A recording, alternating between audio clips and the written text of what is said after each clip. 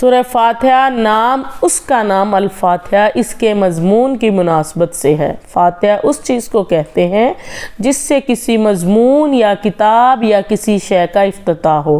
دوسرے الفاظ میں یوں سمجھیے کہ یہ نام دیباچہ اور آغاز کلام کا ہم معنی ہے۔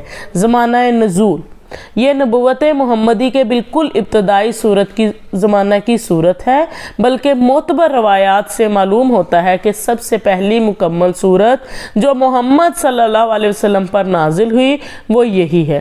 اس سے پہلے صرف متفرق آیات نازل ہوئی تھیں جو سورہ علق، سورہ مزمل اور سورہ مدثر وغیرہ شامل ہیں۔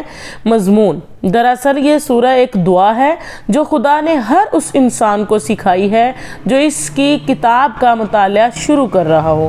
کتاب کی ابتدا میں اس کو رکھنے کا مطلب یہ ہے کہ اگر تم واقعی اس کتاب سے فائدہ اٹھانا چاہتے ہو تو پہلے خداوند عالم سے یہ دعا کرو۔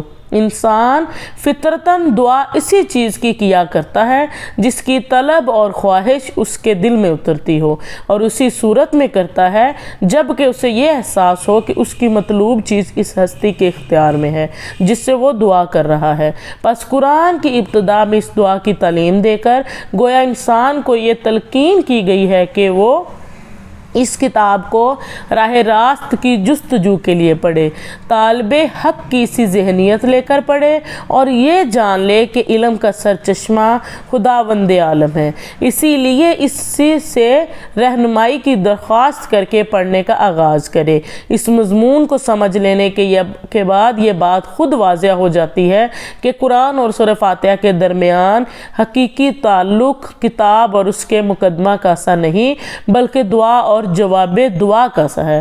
سورہ فاتحہ ایک دعا ہے بندے کی جانب سے اور قرآن اس کا جواب ہے خدا کی جانب سے۔ بندہ دعا کرتا ہے کہ اے پروردگار میری رہنمائی کر، جواب میں پروردگار پورا قرآن اس کے سامنے رکھ دیتا ہے کہ یہ ہے وہ ہدایت اور رہنمائی جس کی درخواست تو نے مجھ سے کی ہے۔ سورہ فاتحہ حاشیہ نمبر 1۔ اسلام جو تہذیب انسان کو سکھاتا ہے اس کے قواعد میں سے ایک قاعدہ یہ بھی ہے کہ وہ اپنے ہر کام کی ابتدا خدا کے نام سے کرے۔ اسی قاعدے کی پابندی اگر شعور اور خلوص کے ساتھ کی جائے تو اس سے لازماً 3 فائدے حاصل ہوں گے۔ ایک یہ کہ آدمی بہت سے برے کاموں سے بچ جاتا ہے کیونکہ خدا کا نام لینے کی عادت اسے ہر کام شروع کرتے وقت یہ سوچنے پر مجبور کر دے گی کہ کیا واقعی میں اس کام پر خدا کا نام لینے میں حق بجانب ہوں۔ دوسرا یہ کہ جائز اور صحیح اور نیک کاموں کی ابتدا کرتے ہوئے خدا کا نام لینے سے آدمی کی ذہنیت بالکل ٹھیک سمت اختیار کر لے گی اور وہ ہمیشہ صحیح ترین نقطہ سے اپنی حرکت کا آغاز کرے گا۔ تیسرا اور سب سے بڑا فائدہ یہ ہے کہ جب وہ خدا کے نام سے اپنا کام شروع کرے گا تو خدا کی تائید و توفیق اس کے شامل حال ہوگی، اس کی صحیح میں برکت ڈالی جائے گی اور شیطان کی فساد انگیزیوں سے اس کو بچایا جائے گا۔